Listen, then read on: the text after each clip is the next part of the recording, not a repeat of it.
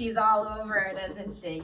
Go ahead, no, let's Ta-da. Goodness, what do you say?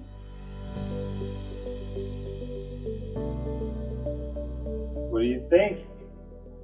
Pretty sweet, huh? What do you think? Is that amazing? Because of her disability, it's a progressive disability, so she's gonna get tighter and weaker the older she gets. To be independent in her next stage of life, she needs power mobility, because again, she can't self-propel the wheelchair, so it's really limiting that independence for her. The insurance company approved a ramp for our house, but they haven't approved the wheelchair, Really? which is a huge problem. Well, how are you gonna get up the ramp if you don't have a wheelchair? Exactly. Look how high it goes. Do you think it would go all the way to the top rack of the shoes? That high? Yes.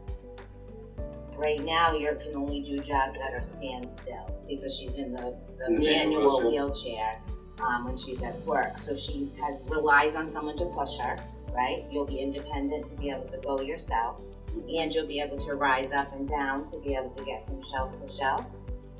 Right now, you're only able to do that one shelf.